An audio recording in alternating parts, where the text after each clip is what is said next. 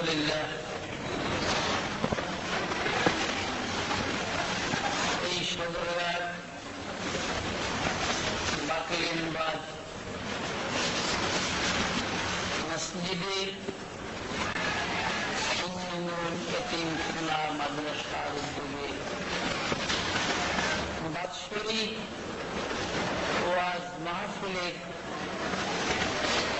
মাননীয় সভাপতি সাহেব, মুআজ্জাজ উলামায়ে কেরাম, সমবেত ধর্মপ্রাণ মুসলমান ভাইগণ,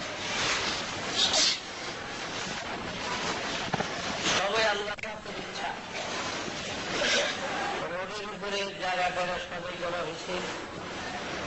আবহাওয়া ভালো না, বৃষ্টি বাদলের হিসাবে মসজিদের ব্যবস্থা করা হয়েছে। যাই হোক, ইতিমধ্যে বক্তা যা ছিল ৩-৪ জন সব শেষ, সব বক্তার অবস্থা শেষ। এখন আমি বুড়া মানুষ, আমার দিছে সবার শেষ, উল্টা কামিছে না, আমাদেরও দিতে শেষে বুড়ারে দিচ্ছে। আল্লাহর ইচ্ছা আমরা অস্থায়ী দুনিয়ার বাসিন্দা। এই মসজিদ এখানে একদিন ছিল না, আসলে আসা যাওয়া করবে, লঞ্চ চলবে, দাম থাকতাম।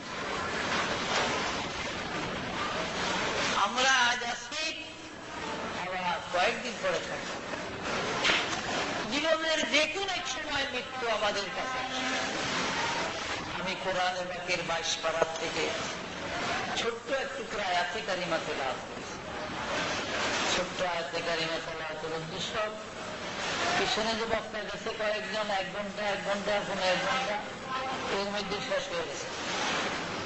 আমি হইলাম শেষে, রাত্র অধিক, আমার সময় তো রুমি হইব, চিন্তা আছে না, চিন্তা ভাবনা করে কাজ করুন লাগে। তো ভাইরা, আমরা অস্থায়ী দুনিয়ার বাসিন্দা। কত মানুষ এই পৃথিবীতে, আমাদের হযরত সাইয়েদনা আদম আলাইহিস সালাম, তিনি 1000 বছর হায়াত পেয়েছেন দুনিয়াতে। আল্লাহ আসতে গেলেন না জোরে ফেলেন, সবগুলা মনে করলেন যে অনেকে সুবহানাল্লাহ সুবহানাল্লাহ না করে মনে একটা ঠক দিয়ে দিলাম। আসলে আমার ঠক নাই, নিজের ঠক। একবার সুবহানাল্লাহ পড়লে বেহেশতের মধ্যে একটা খুরমার গাছ লাগানো, গাছটার নামই সুবহানাল্লাহ গাছ। এই গাছের মধ্যে যতগুলো পাতা হবে, প্রত্যেক পাতায় পাতায় এক একজন ফেরেশতা নিযুক্ত হবে। আর গাছটা এত বড় হবে, হযরত খালিদ বিন ওলীদের নাম শুনছেন না? খালিদ বিন ওলীদের মতো, আবু উবায়দার মতো রাসূলের সাহাবী হযরত, এবং আপন বড় চাচা আপনারা আবুল আব্বাসের মতো বড় বড় মুজাহিদরা যদি 300 বছর ঘোড়া চালায়, তবু গাছের ছায়া শেষ হবে। এই গাছটার মধ্যে যতগুলো ফেরেশতা নিযুক্ত হবে, এই ফেরেশতারা কিয়ামত পর্যন্ত প্রতি পাতায় পাতায় একজন করে ফেরেশতা নিযুক্ত হবে। আর এই ফেরেশতারা সুবহানাল্লাহ তাসবিহ ইসরাফিলের বাঁশি বাজার সময় পর্যন্ত পড়বে, সওয়াবগুলো লেখা যাবে। যারা সুবহানাল্লাহ পড়ে গাছ লাগাইলো, এই সওয়াব তাদের আমলনামায় লেখা যাবে। আপনারা বুঝছেন না যে আমরা ডেকে একসাথে সুবহানাল্লাহ করছি, গাছ বুঝি একটাই লাগাইব, একটা না, প্রত্যেকের নামে একটা সুবহানাল্লাহ, প্রত্যেকের নামে একটা করে গাছ। আল্লাহর কোন অসুবিধা হইব লাগাইতে? আল্লাহর তো কোন ফায়াকুনের কারবার, কোন ফায়াকুনের কারবার। এখন গাছ লাগাই যদি আল্লাহ করে এটার মধ্যে আম গাছ, মান্দার গাছ, বড়ই গাছ, আল্লাহ চলে ধরবো না? বড়ই গাছ লাগিয়ে তেঁতুল খাইতেছে লইব না আপনার, কিন্তু আল্লাহ পারে। এটা কার শক্তি আছে? আল্লাহর শক্তি আছে। দেখেন না, বট গাছ ছোট বিরাট বিরাট না বট গাছ, কিন্তু বট গাছের গোটাগুলা খুব ছোট না, পথিক গামছা বিছায়া এভাবে শুয়ে রয়েছে বট গাছের নিচে। চিন্তা করে আল্লাহর আকল নাই, বলে নাউযুবিল্লাহ, আল্লাহ বলে আকল জ্ঞান নাই। কারণ পাশে আবার লাউ গাছ, মিষ্টি কুমড়ের গাছ, বিরাট বিরাট এই লতার মধ্যে ধরে রয়েছে কোমর মিষ্টি করে লাউ। বলে আল্লাহর এক ঘরে এত বিরাট একটা গাছ, ছোট্ট ছোট্ট গোটা, ওই পাশে লাউ গাছ নিজের শক্তি খারাইতে পারে না, কত ঝাঁকা মাকা দিয়া তারা খারাপ করছে, তার মধ্যে বড় বড় লাউ ফাঁকিয়ে বটের গোড়ারে ছিঁড়ছে, খাইছে, একটা হাত নাকের ডোবাজ করছে, তখন লাভ দিয়ে হচ্ছে। বলেন আল্লাহ তো বুদ্ধি আছে। আর এরম লাউয়ের মতো মিষ্টি মতন বড় যদি, হ্যাঁ এরম বড় ওই যে আপনার কি বলে দিকে আপনার ওই আর এই যে শ্রীনগরের মতন বড় বড় মিষ্টি কুমড় যদি এই বট গাছে ধরতো, আর অনেকটা হতো, তা আমি শেষ হয়ে যেত। আল্লাহ পাকের হিসাব আছে। এই গাছের নিচে মানুষ বিশ্রাম করবে, এখানে মানুষ গড়বে, আল্লাহ গাছের তলে হয়ে থাকলে কোন দূরে মানুষ ফেরেশতা নাই। এই ক্ষমতা শুধু মানুষের আছে, বলেন মানুষের ক্ষমতা আছে। পরীক্ষা করবো জিবরাইল, তাহলে আমার আগামী দিন মদিনার মসজিদে চলে যায়।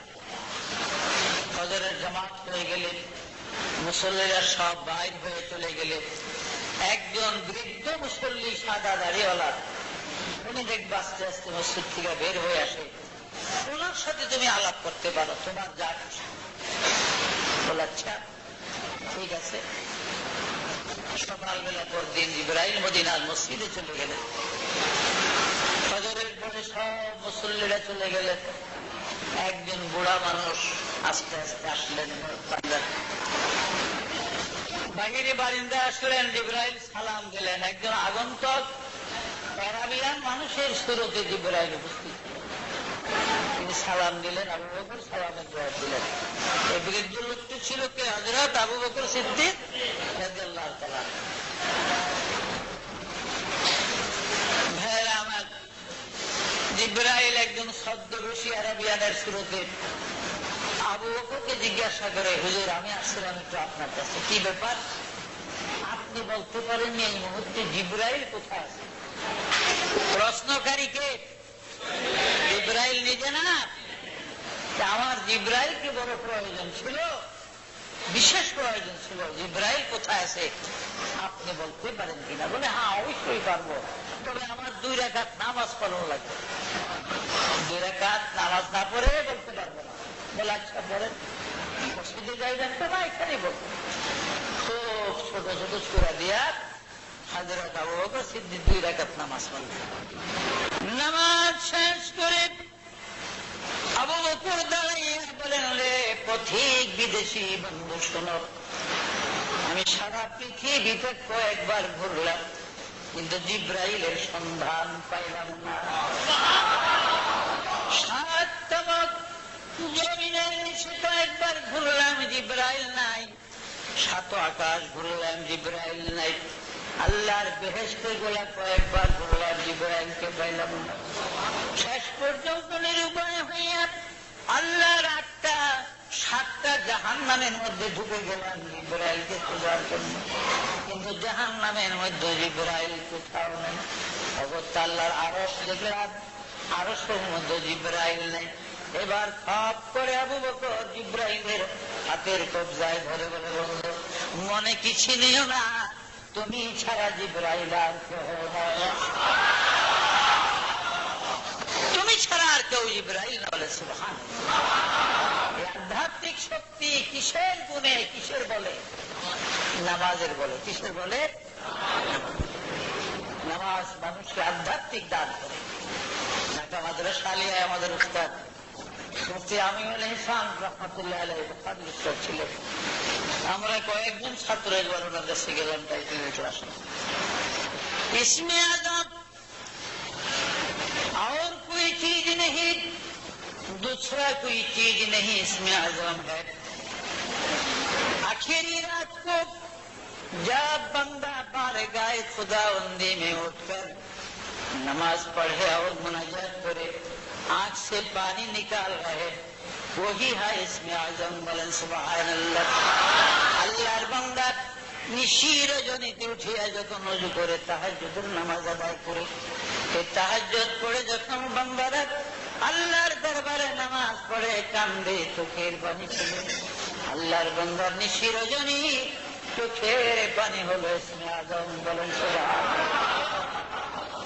এই জন্য ছোট সময় আমরা হিন্দু কবি সীতানাথ বসাকে আদর্শ লিপি পড়েছিলাম। কবিতা কিন্তু কবি কিন্তু হিন্দু। কি লেখছিল?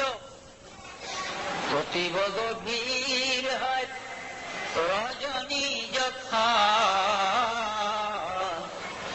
প্রতিবদ ভিড় হয় রজনী যখন, নীরবে বিভোর নাম জপিয় তখন। তাদের যে ঘরে তারা বাস করে, যেখানে তাদের সর্বপ্রথম আদম হাওয়া তাদের দুইজনের বাসর ঘর ছিল, সেই ঘরটা ছিল মুজদালেফার মধ্যে। বলেছিল মক্কা শরীফ মুজদালেফায়। এই জন্য হাজিরা 9 জিলহজ আরফাতে অবস্থান করে বিকাল বেলা আদমের কনিষ্ঠ সন্তান, মা হওয়ার সর্বশেষ ছেলে শিশুর জন্ম মুজদালেফায় হয়েছিল। বলে সুবহানাল্লাহ। তাফসীরে হাক্কানীতে আছে, বগবী জামে সগীর, মওলুদে আরুস বিভিন্ন কিতাবে আছে, শিশুর জন্ম হয়েছিল মুজদালেফায়। আদম নবী দুনিয়াতে 1000 বছর হায়াত পাইছে। 1000 বছর। আমার দাদাই 1000 বছর পাইছে। আপনি তার দাদাই 1000 বছর কারো দাদা হায়াত পাইছে? আমার দাদাই শুনছি 100 বছর পুরো হায়াত পাইছে। আমার বয়স 63, বাবাই বাঁচছে মাত্র 49 বছর। আদম আলাইহিস সালাম দুনিয়া থেকে 1000 বছর হায়াত পেয়েছিলেন? 1000 বছর। আজকে 8500 বছর তিনি কবরে। 8500 বছর আদম কবরে। মা হাওয়া আলাইহিস সালাম 120 বার তিনি হামেলা বা গর্ভবতী হয়েছিলেন। হাওয়া আলাইহিস সালামের সন্তানগুলা 6 জায়গাতে হয়েছে। বলে সুবহানাল্লাহ। বাইতুল মুকাদ্দাসের 6 জায়গায় হাওয়া আলাইহিস সালামের 139 জন সন্তানের জন্ম হয়েছে। এক একবারে 2 জন করে 120 বার সন্তান হয়েছে। কয়বার? 120 বার। মোট সংখ্যা 239 জন হয়েছে 6 জায়গার ভিতরে তাদের জন্য। দুরূদ শরীফ পড়েন আল্লাহুম্মা। কাবিল এবং গাজালা এই 2 জন একত্র হয়েছে। বলার সময় নাই, রাত্র ভোর হয়ে যাবে। আর আমি শেষ বক্তায় দাঁড়াইবে, সঙ্গে মানুষের ভিতরে সব থাকে, কারণ যাওয়ার প্রয়োজন। দাঁড়ায় আর কতক্ষণ থাকা যায়। যাই হোক, 239 জন ছেলে মেয়ের মা ছিলেন হযরত হাওয়া। হযরত আদম আলাইহিস সালাম, হাওয়া আলাইহিস সালাম দুজন গেলেন। তারা হজ করার জন্য। হজ করতে গেলেন। যদিও হজ করতে গেলে আপনারা অনেকে আবার বলতে পারেন, কাবা শরীফ বানাইলো বলে ইব্রাহিম নবী, আদম হজ করলো গিয়ে এর মধ্যে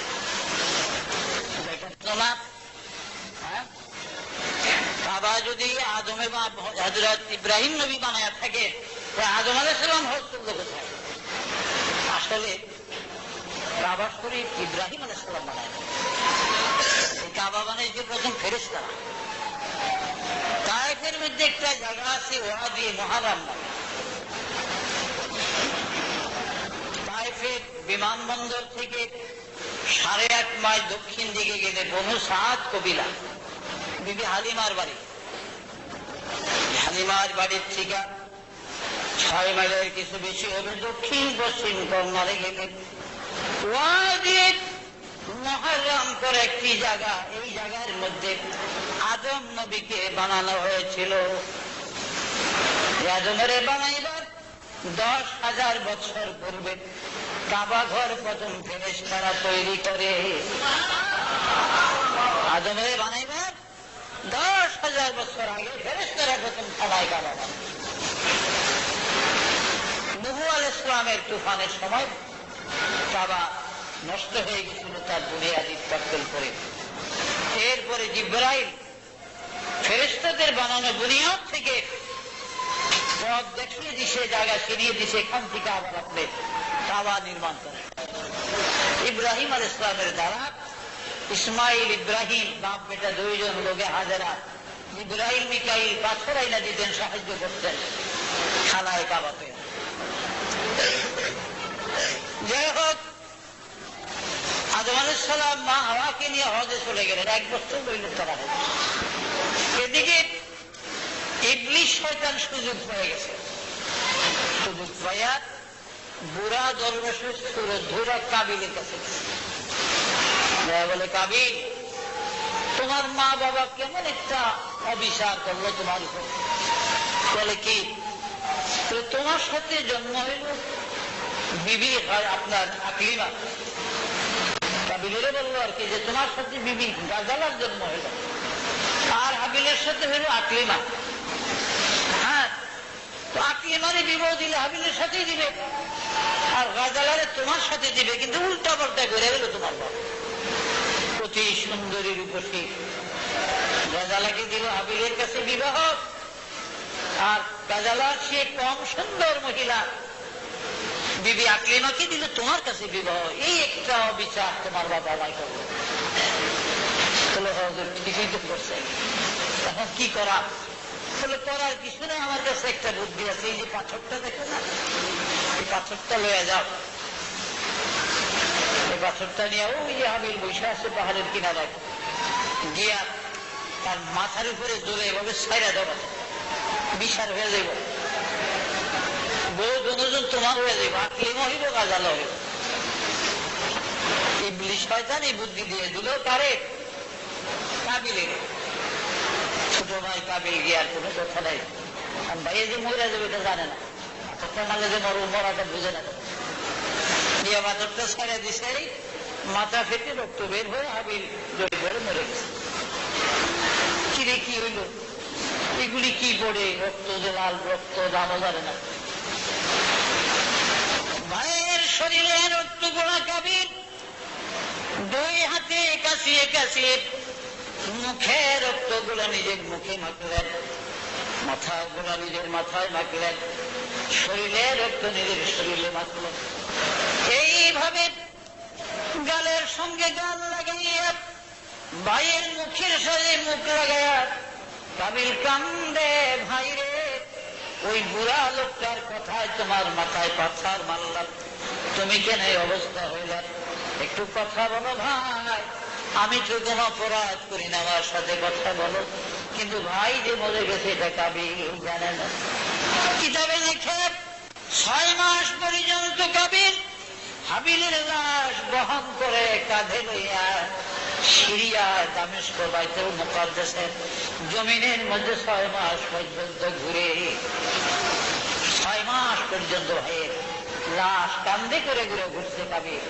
আর তেন্ত ভাই রে, তুমি যে এমন হইবা, এত নিঠুর হয়ে যাইবা, আমার সাথে কথা বলবা না অভিমান করে। যদি জানতাম ওই দরবেশের কথা, আমি পাথর মারতাম না। কিতাবে লেখে 6 মাস যখন হয়ে গেছে, আদম হাওয়া তো জানে না তারা জমে জন্মত পায়। এদিকে আল্লাহ পাক 2 জন ফেরেশতা কাকের সুরত করে পাঠিয়ে দিল। 2টা কাক ঠোকরা ঠুকরি করে, একটা কাক মরে গেলে আরেকটা জীবিত কাকটা মরা কাকটার উপরে কতগুলি খড় কুটা মাটি আনিয়া যখন ঢাকতে শুরু করেছে, এবার কাবিল বুঝল তাহলে আমার ভাইয়ের ওই অবস্থা হয়েছে, আমার ভাইয়ের এই অবস্থায় হয়েছে। তখন এই বাবারা সিরিয়া জাবালা সোয়াদের উপরে কাবিলের খেয়াল, আমার ভাইকে আমি এমন উঁচা জায়গায় রাখবো যে পৃথিবীর কারো কবর যেন উঁচা জায়গা আর না হয়। সিরিয়ার কালো পাহাড় বা জাবালা সোয়াদের উপরে উঠাইয়া পাথর মাটি আনিয়া বাইকে শোয়াইয়া ওইভাবে যেই নিয়মে কাকটাকে শোয়াইছে এই নিয়মে হাবিলকে শোয়াইয়া কাবিল তার ভাই হাবিলকে কবর দিয়া দেয়। আজও আছে হাবিলের কবর সিরিয়ার জাবালে আসওয়াদের উপরে। আমি গুনাহগার অনেকবার জিয়ারতের তৌফিক আল্লাহ দিয়েছিলেন, বহুবার হাবিলের কবর মাপিয়া দেখছি ভাইয়েরা আমার। 142 হাত লম্বা কবর হাবিলে। এটা হলো পৃথিবীর সর্বপ্রথম কবর। এর আগে আর কোন মানুষ মরে নাই। হাবিলের কবর দুনিয়ার সর্বপ্রথম কবর। হাদিস শরীফে আছে পৃথিবীর সর্বশেষ যেই মানুষটি মারা যাবে সবার পরে যেই লোকটি ইন্তেকাল করবে ওই সর্বশেষ মৃত মানুষের অন্ধকার কবরের মধ্যে 40,000 বছর থাকবে। এখন হিসাব করেন, সবার পরে যিনি মরবে সে যদি 40,000 বছর কবরে থাকে তাহলে আমরা অন্তত কত বছর থাকি? কবরে থাকা লাগবে না বলে? কবরে যাওয়া লাগবে নি? টাকা পয়সা জমিদারি আর কত করবি বাহাদুরি করে খাটপালাম সোনার বাড়ি কারে যাবি দিয়া রে কবর দেশে যাইয়া একলা কবরে কেমনে রে থাকবি ওরে ভাই বন্ধু সারিয়া রে কবর দেশে যাইয়া একদিন চুন পাকিবে দন্ত পড়িবে তোর যৌবনে পড়ে যাবে বাটি ক্রমে ক্রমে খুলিয়া পড়িবে তোর এই রঙ্গিলা দালানের মাটি রে বন্ধু তারা সার বানাইলা ঘর বাড়ি।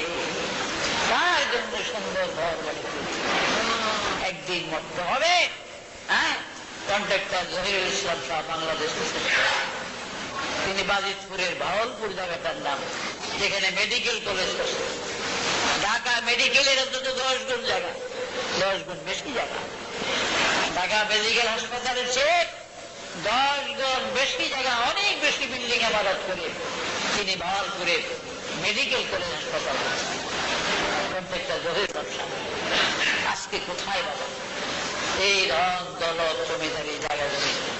পৃথিবীর বহু দেশে তার বাড়ি আছে, আজকে কই গেছে?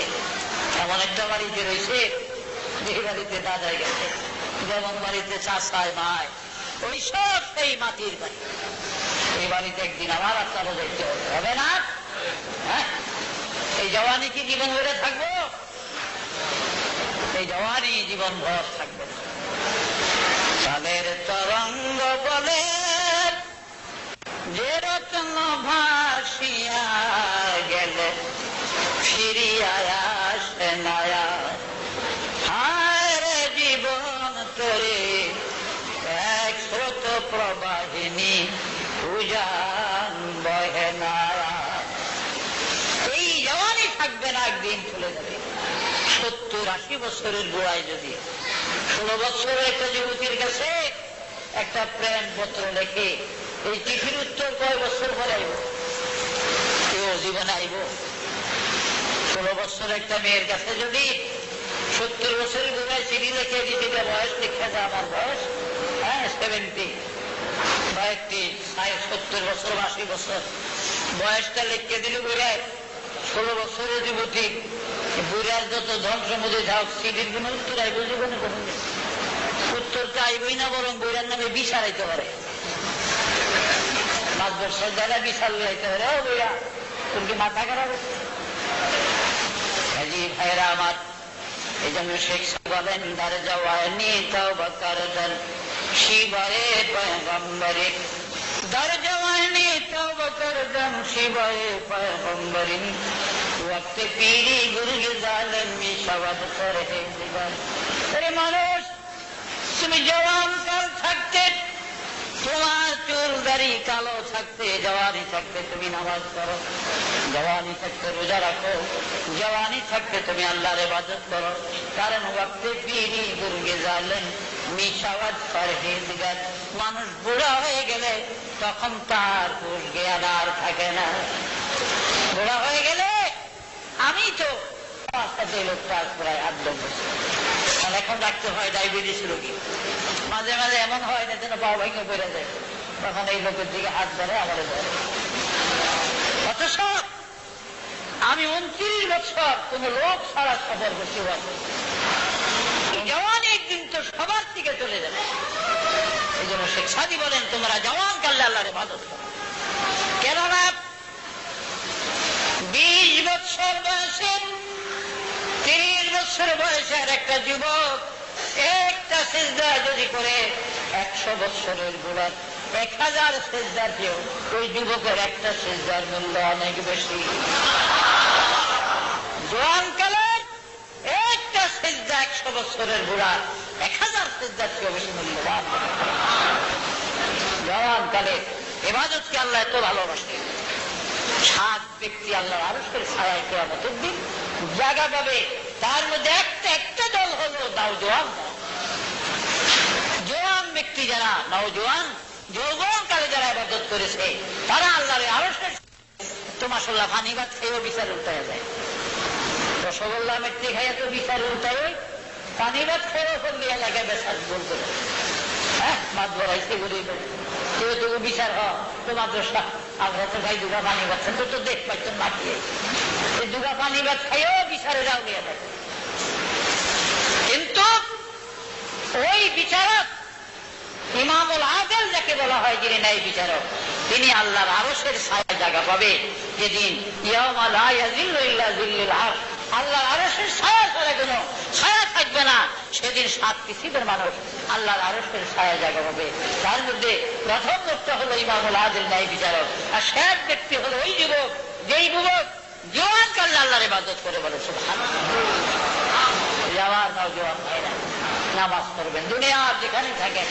নামাজ পড়বেন এই যে কামাই করা কার জন্য নেন কে খাবে আপনার কামাই রোজগারের ভিতরে কত লোক অংশীদার জীব জানোয়ার পশু পাখি হাঁস মুরগি খায় না আপনার বাড়িতে সকালবেলা গাছের থেকে যে একটা শালিক পাখি নাকি কাকাই সব খায় আপনার রোজগারের ওই ভাতটা করে কিন্তু আপনার আমল আল্লাহ বলেন মান আমিলা সংক্ষিপ্ত মানুষ বন্ধুরা আপনার রুহুটা বাহিরে হওয়ার সাথে সাথে যত সম্পত্তির মালিক আপনি ছিলেন ব্যাংকের যত টাকার মালিক আপনি ছিলেন আপনি মৃত্যুর সাথে সাথে রুহুটা বের হওয়ার সাথে সাথে মালিকানার থেকে আপনি খারেজ হয়ে গেলে আপনার ঠিক দস্তখত আর কোনো কাজে লাগবে না আপনার লাশ কবরে রাখার আগেও আপনার স্ত্রী আপনার ছেলে মেয়েরা সম্পদ বিক্রি করতে পারবে লাশ কবরে দেওয়ার আগেও আপনার সম্পত্তি তারা বিক্রি করতে পারে যেহেতু এখন আর আপনি মালিক নাই 2 ছেলে 4 মেয়ে স্ত্রী থাকলে তারা সবাই মালিক হয়ে গেছে এই জন্য ভাইরা আমার সময় এখনো আছে কয়দিন বাজমারে সাদ্দাদ এত বড় বাদশা ছিল সেও তো নাফরমানি করে থাকতে পারে না আমি সাদ্দাদের বেহেশত দেখি নাই তবে বেহেশতের এরিয়াটা দেখছি দুনিয়ার সবচেয়ে উঁচা মসজিদ হলো মসজিদুল আকসা আরো বড় মসজিদ থাকতে পারে কিন্তু এত উঁচা মসজিদ আর নাই এই ভিটির থেকে 72 হাত উঁচা হলো মসজিদুল আকসা পৃথিবীতে 72 হাত উঁচা কোন মসজিদ নাই মসজিদ নির্মাণ করলেন মসজিদুল আকসা যে মসজিদটা এত বড় 1,25,000 মুসল্লি এক জামাতে নামাজ পড়তে পারে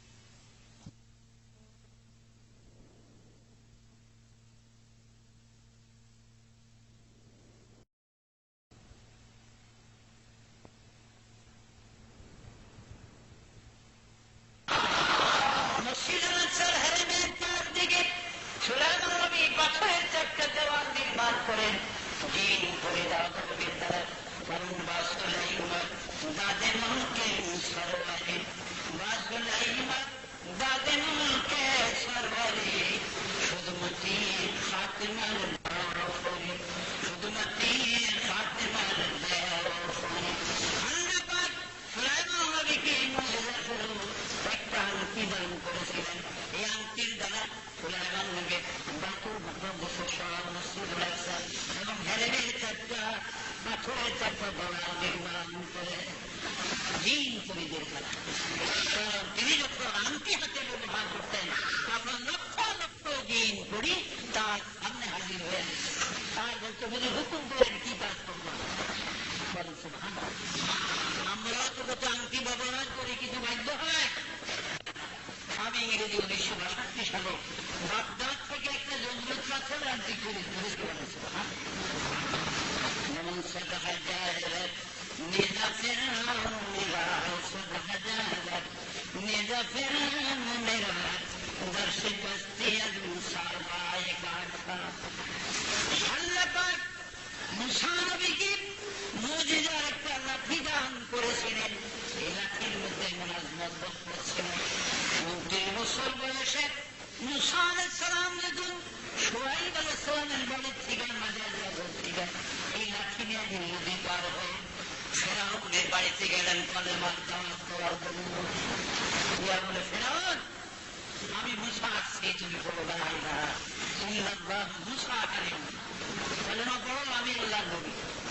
ফেরাউন বলে মুসা সিন্ধুক থেকে উঠে আসিয়া তোমার 29 বছর তোমার লালন পালন করলাম। এই মিশরের মানুষ জানে তুমি ফেরাউনের সন্তান আসিয়ার ছেলে। আজকে তুমি আমার এই শুকর আমার দাওয়াত দিতা কিপ্তিরে ঘুষি দিয়ে মাইরে তুমি গেছো কিপ্তিরে ঘুষি দিয়ে মাইরা সে ওটা টুকরে করে মুসা আলাইহিস সালামের একটা ঘুষি দিয়ে কিপ্তির দেওয়াটা 16 টুকরা হয়ে গেছে বলেছে। আপনারা কইবেন এটা কি ওটা খাদে মশারি সরে দিয়েছে তারিখে হাবিবের মধ্যে আছে মুসা আলাইহিস সালামের মৃত্যুর পূর্বে আজরাইল সালাম না দেওয়াতে কিতাবের কবু কানা খাওয়ান এই মাসনাদ মাসনাদ বলা হয় তাকিয়া মানুষকে এই বাড়ির তো তাকিয়া এইভাবে ডান দিকে ধ্যান দিয়ে দেখুন অসুস্থ শরীর অবস্থা আজরাইল আসা তার সামনে সালাম না দেওয়াতে রাগের ছোট বেটা আজরাইল অবস্থা সালাম দিকে একটা খাবার বাম হাতে ডাইন গালের মধ্যে সঙ্গে সঙ্গে করলে তো বেড়ে পড়ে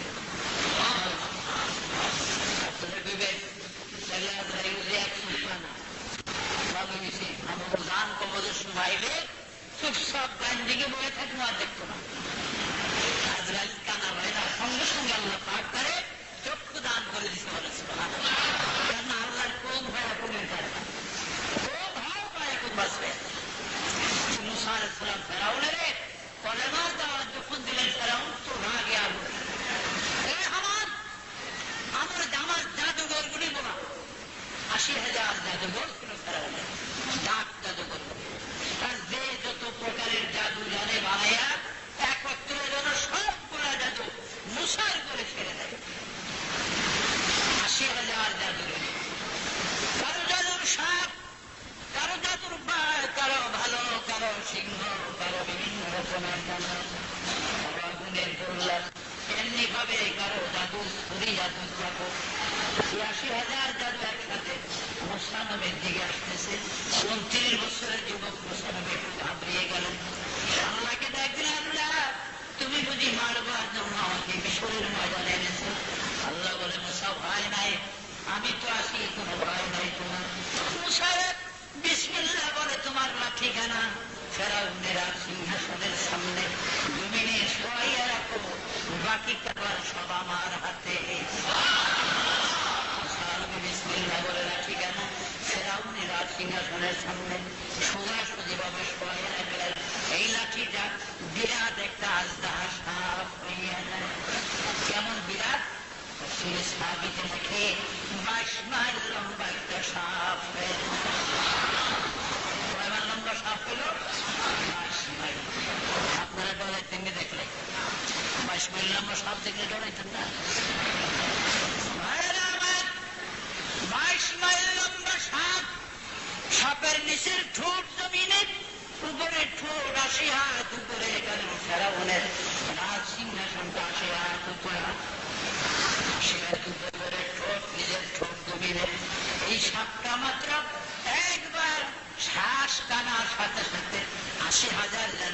সব সাপের পেটের ভিতরে ঢুকিয়ে গেছে। 80,000 জাদুই সব খায়া বলে সব জাদুগুলি খায়া তাফসীরে লেখে সব চিৎ করে দেয় আলমিম মাজিদ আলমিম মাজিদ আলমিম মাজিদ। ও ফেরাউন কি দিলাম, পেট তো আমার ভরে না, থাকলে আরো দাও, আমার পেট ভরে না, আরো দাও। ফেরাউন 22 মাইল লম্বা সাপ দেখে এমন ভয় পেয়েছে, এমন ভয় যে তাফসীরে সাবির মধ্যে লেখে এই 22 মাইল লম্বা সাপ দেখে ভয়ের পেটে ফেরাউন 400 বার পায়খানা করছে। তাফসীরে সাবির কিতাবে কয়বার আসবে আর সাল্লাম 22 মাইল লম্বা সাপ দেখে ফেরাউন 400 বারের বেশি আগে, আরো আগে দরকার ছিল। ফেরাউনের হিসাবে কমিস ভাইরা আমার, সেই ফেরাউন আজ দুনিয়ায় নাই, মুসা নবী দুনিয়ায় নাই। এই ফেরাউনকে আল্লাহ পাক নীল নদীর মাঝখানে কেমন করে মারছে। وَإِذْ فَرَقْنَا بِكُمُ الْبَحْرَ فَأَنْجَيْنَاكُمْ وَأَغْرَقْنَا آلَ فِرْعَوْنَ وَأَنْتُمْ تَنْظُرُونَ। আল্লাহ বলেন, আমি মুসারে সহি সালামতে নীল নদী পার করে মাথার নগর তার শ্বশুর সোয়াইবের দেশে পৌঁছিয়ে দিয়েছি, কিন্তু ফেরাউনকে আমি নীল নদীর মধ্যে ডুবাইয়া বাঁচতে 4 দিন পর্যন্ত ফেরাউনের লাশটা ভাসে না। চতুর্থ দিন 4 দিনের দিনে তার লাশটা ভাসা উঠে। কিতাবে আছে, তাফসীরে আছে, মরা মানুষের লাশ আগে ভাসত। পৃথিবীতে সর্বপ্রথম মরা মানুষের লাশ ভাসে ফেরাউনের লাশ। এখন মিশরের কায়রোতে ফেরাউনের লাশ আছে। মুসার আয়নার আলমারিতে ফেরাউনের লাশ রাখা হয়েছে। আর 32 উঁচা একটা আয়না বানানো আলমারির মধ্যে জাদুঘর স্বামীর লাশ আছে। মিশরী মহিলারা, কুর্দি মেয়েরা, তুর্কি মেয়েরা, ফিলিস্তিনি মহিলা, বিভিন্ন মেয়েরা যুদ্ধে ছুটে যাইয়া ফেরাউনের লাশের সামনে গালিগালাজ করে জুতা মারে,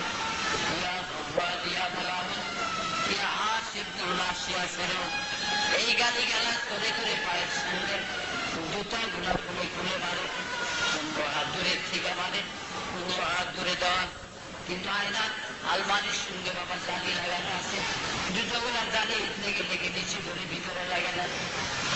এই জুতাগুলা তারা পায়ে দেয় না। আল্লাহ দুশ্মন ফেরাউনের গায়ে তো আমার শিব, যত 1000 টাকার জুতা দামের জুতা হোক, মিশরীরা, বিভিন্ন মহিলারা, পুরুষরাও যারা জুতা একবার মারে বাইর থেকে, এই জুতারা তারা ফিরে আর হাতে ফিরলা নেয় না, পায় না।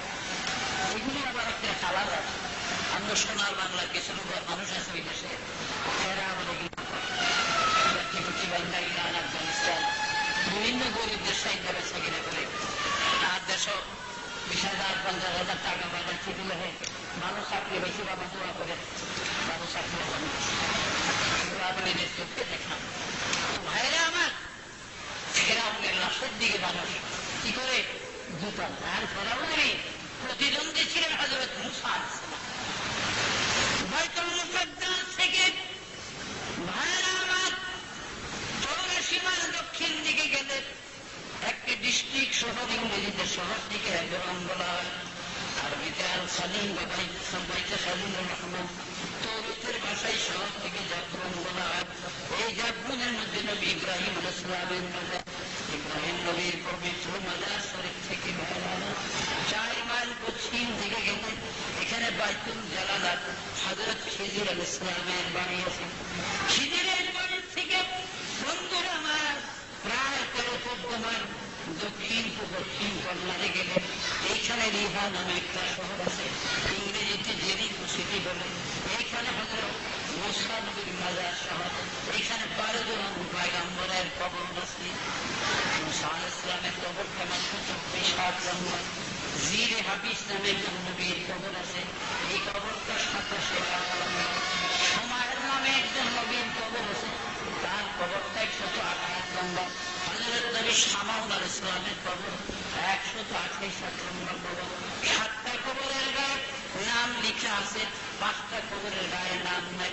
মূসা নবীর কবর সহ শামাউন আলাইহিস সালাম এই সব নবীকে ইহুদিরা অবদান রাখতেন, সেগুলোগুলা টুকরা টুকরা কোথায় চলে যেত, ইহুদিরা একটা টুকরা খুঁজিয়া পায় না। এইভাবে ইহুদিদের 1000 শিকল নষ্ট হয়েছে সাধারণ নবীকে আটকে। সে সামাউল ইসলামের কবর দেখা গেছে, মুসা নবীর কবর সহ এইভাবে পয়গম্বরের কবরের কিনারে বহু মুসলমানরা জিয়ারতের জন্য দাঁড়ায়, জিয়ারতের জন্য দাঁড়াইয়া সূরা ফাতিহা করে, সূরা ইখলাস করে, বিভিন্ন দরুদ শরীফ করে, কোরআনের আয়াত পড়ে, দুই হাত করে মুনাজাত করে, আল্লাহ নবী মুসা কালিমুল্লাহ বনী ইসরাঈলের 70,000 নবীর সরদার মুসা নবীর কবর আমরা জিয়ারত করলাম, আরো নবীদের কবর জিয়ারত করলাম। আল্লাহ গো, এই নবীদের এই জিয়ারতের বরকতে আমি হতভাগা জীবনের গুনাহ তুমি মাফ করে দিও। অথচ মুসা আলাইহিস সালামের প্রতি দুশ্মন ফেরাউনের লাশের কাছে যায়, আমার পায়ের জুতাগুলো খুলে খুলে মারে। আল্লাহ দুশ্মনকে জুতা মারে আর আল্লাহর বন্ধুর কবরের কাছে মানুষ গুনাহ মাফ করে। এই জন্য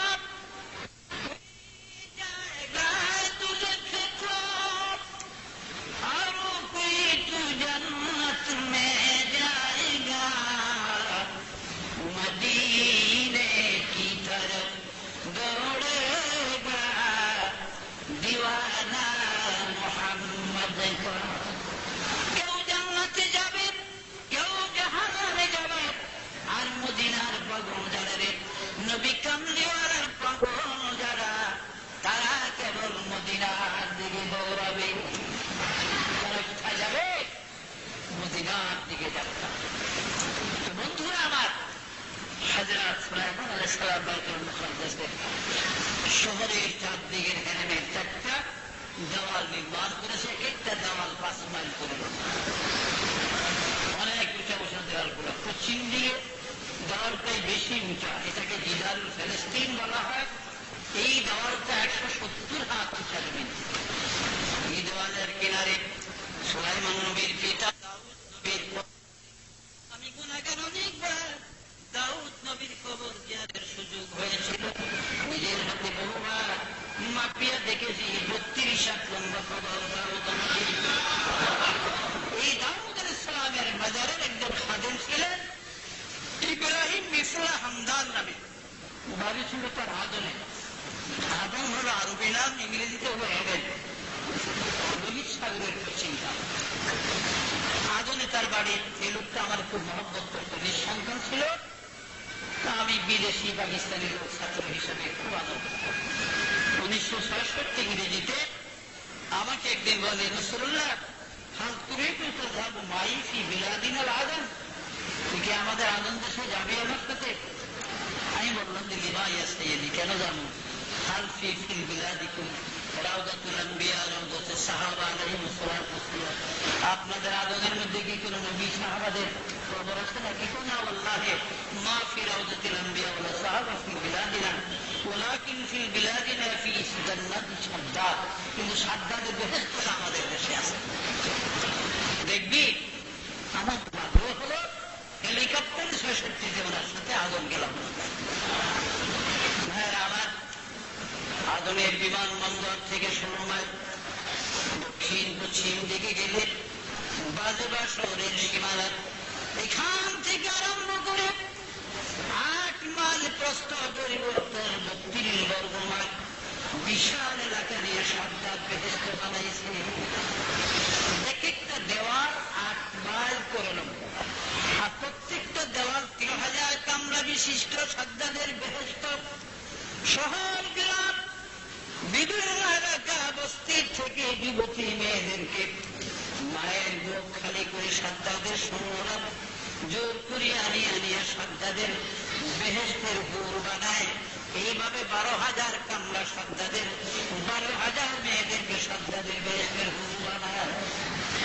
কারণ শুনছে আল্লাহর বেহেশতের মধ্যে হুর আছে, হুর সারা বেহেশত কে যায়, ওই জন্য এক এক বেহেশতে একজন করে 12,000 কামরা, 12,000 হোক।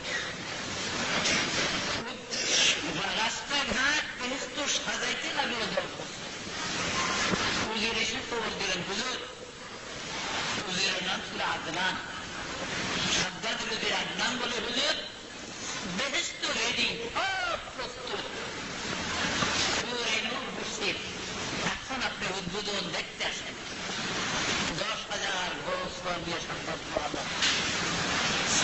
শুধু 6টা ঘোড়া, মিল্লা তারা 6 জন সামনে, বাকি ঘোড়ার প্রকৃষ্ট ঘোড়া নিয়ে বেহেশতের উঠার কিনারে গিয়ে এক পা উঠার উপরে সাদ্দাত ঘোড়ার দিক থেকে, আরেক পা এখনো নামে না।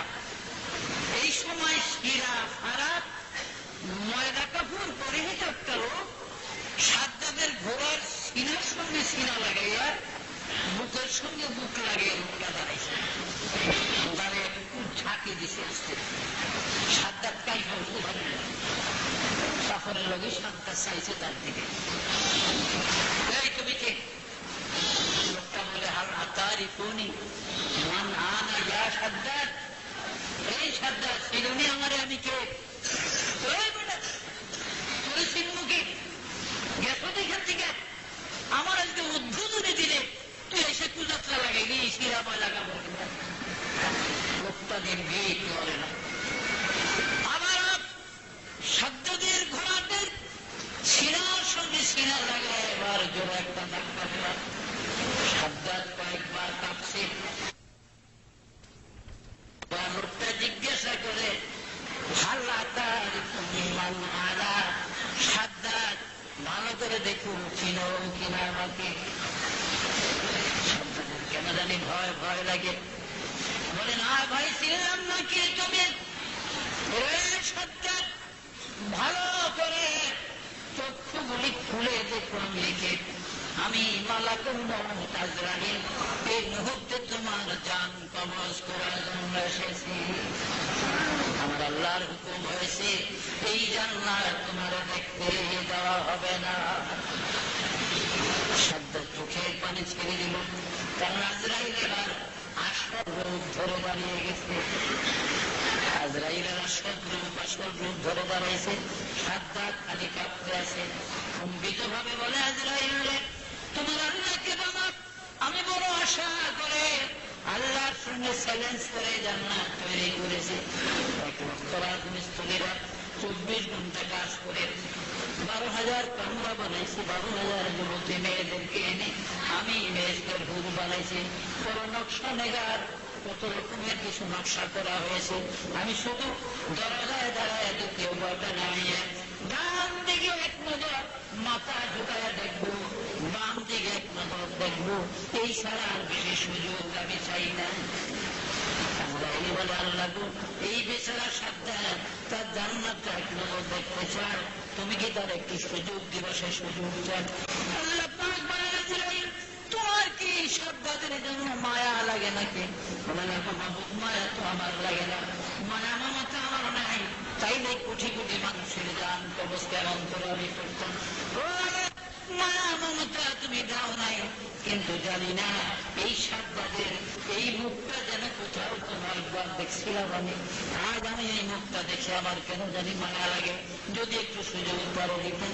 আল্লাহ তুমি বলেন আজরাইল ভালো করে খেয়াল করো, এই মুখ তুমি কোথাও দেখছো জীবনে? এবার আজরাইল বলে আল্লাহ মনে করলাম একবার সমুদ্রের বুকে সওদাগরি জাহাজ ডুবিয়া ওই জাহাজের তক্তার উপরে একটা গর্ভধারিণী মহিলা ভাসতেছিল। মহিলাটা ভাসমান অবস্থায় জাহাজের তক্তার উপরে একটা ছেলে যখন প্রসব করল, তখন তুমি আদেশ করলা ওই শিশু ছেলেটাকে সমুদ্রের তক্তায় ভাসাইয়া তার মায়ের গান কবজ করার জন্য। ওই দিন আমার ওই শিশুটার জন্য বড় মায়া লেগেছিল। প্রভু কত নিঠুর, কত নিদয়া তুমি। এই শিশু বাচ্চাটারা সমুদ্রের তক্তা ভাসায়া যদি তার মায়ের গান কবজ করে দেয়, ওই শিশুটার গতি কি হবে? ওই দিন আমার ওই শিশুটার জন্য মায়া লেগেছিল, আর জানি না কেন জানি আজ সাদ্দাতের মন দেখে আমার মায়া লাগলো। আমার আল্লাহ বলে আজরাইল ওই শিশুর কথা যদি সত্যি তোর তরুণ থেকে থাকে আর দেরি করিস না, সাদ্দাতের জান কবজ করে দে। কারণ সেই শিশু ছিল রে এই বেঈমান সাদ্দাত।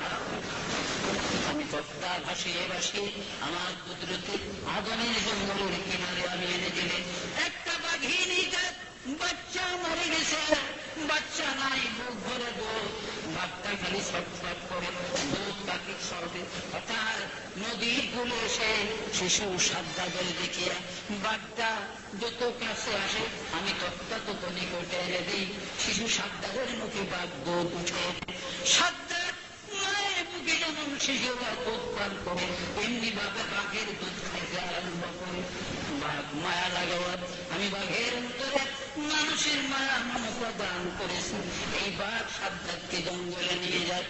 মায়ের মতো শিশুকে যেভাবে মা পালন করে এইভাবে বাঘ একদিন 2 দিন 13টি মাস পর্যন্ত আমি বাঘের দুধ খাওয়াইয়া এই বেঈমান সাদ্দাদের লালন পালন করেছি।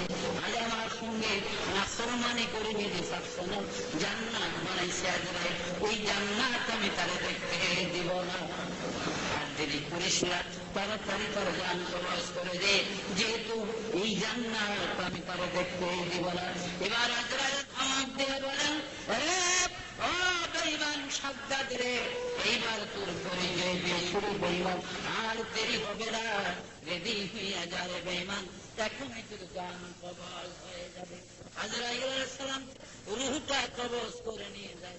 সাদ্দাতের খালি খাসাটা দরজার মধ্যে পড়ে থাকে। বন্ধুরা আমার, হ্যাঁ বলে না আজকাল গান আসেনি, মামার সাত না মিটিল আশা না ফুরিল সকলই ফুরায় যায়। মার কাছে আশার ডাক। আরে মাই তোর কি সাজ মিটাইব? মাই তো সাজ মিটিয়ে যেতে পারতো না, মাই তো মরে যেত। একমাত্র মানুষের সাজ, মানুষের আশা পূরণ করতে পারে কে? আল্লাহ। কাজী আসল আশা কি দুনিয়া না পরকাল? আশার জায়গা কোনটা? পরকাল হল। দুনিয়াটা কিচ্ছুই না, এটা একটা টার্মিনাল, এটা একটা প্ল্যাটফর্ম, এটা একটা বাস স্টেশন। বাস আসলো, ছড়ে চলে গেল, লঞ্চ আসলো, লঞ্চে উঠলাম, টার্মিনাল করে লোকে লোকে সাপ চাঁদপুর করে। সুতরাং এই দুনিয়াতে একটা টার্মিনালের মতো, এখানে মানুষ আসবে, আবার গন্তব্য কাজী ভাইরা আমার শহরে গেলে বিপদ আছে, মুসিবত আছে। ওই মুসিবতের জন্য প্রয়োজন নেই একটা নেককার দিনদার করে বা সন্তান হাফেজে কোরআন আলেম ছেলের প্রয়োজন আছে। টাইটেল করেছি আমরা, আমাদের উস্তাদ ছিল ছিলেন হাফেজে কোরআন ছেলে। একবার যদি মার কবরের কিনারে বাবার কবরের পারে দাঁড়াইয়া একবার যদি বলে আলহামদুলিল্লাহ, তো আল্লাহ পাক আলেমের ইজ্জতের খাতিরে হাফেজে কোরআনের ইজ্জতের বরকতে তার কবরবাসী মা বাবার কবর 40 বছরের জন্য মাফ করে দেয়। আমার ছেলে একটা হাফগানের মধ্যে আছে, জাগে যারা খাওয়ায়, যারা করে ছেলেরা বড় হয়ে একদিন যখন তার লজিং মাস্টার অথবা দানকারীদের কথা স্মরণ করে, যারা দান করছে চিনে না, নাম জানে না, তাকে কেউ মরে গেছে, কেউ বেঁচে আছে, তারও বাড়ি অনেক দূরে। কিন্তু যখন ছেলেরা বড় বড় আলম হয়ে দোয়া করে, আল্লাহ আমি অমুক জায়গায় 3খানা মাদ্রাসায় খাইছি, ওইখানে হাফেজ হয়েছি, আলেম হয়েছি, যারা যারা এই মাদ্রাসায় সাহায্য করেছে, টাকা পয়সা দিছে, আল্লাহ তুমি আজ তাদের কবরে সাহায্য করো, আল্লাহ তুমি তাদের কবর মাফ করো। আল্লাহ তারা যদি সাহায্য না করত, আমার মতো গরিবের ছেলে এতিম বাচ্চা কোনদিন এই মাদ্রাসায় পড়া হাফেজ আলেম হতে পারতাম না। পানির মধ্যে আছে আল্লাহ সঙ্গে সঙ্গে আলেম হাফেজের দোয়া কবুল করে বলেন সুবহানাল্লাহ। আর আমি জানি প্রত্যেক হাফেজখানা মাদ্রাসায়, প্রত্যেকটা 3খানা মাদ্রাসায় প্রতিদিন ফজরের পরে ছেলেরা কিছু কোরআন শরীফ পড়ে, দুরূদ সালাম পড়ে, মিলাদ শরীফ পড়িয়া হাত উঠাইয়া ওই ব্যক্তিদের জন্য দোয়া করে, যারা এই মাদ্রাসায় সাহায্য করে, যারা টাকা পয়সা দিয়া মাদ্রাসা কায়েম করেছে, যারা সহানুভূতি করে, যারা এক নজরে দেখে, তাদের জন্য প্রত্যেক মাদ্রাসায় দোয়া হয়।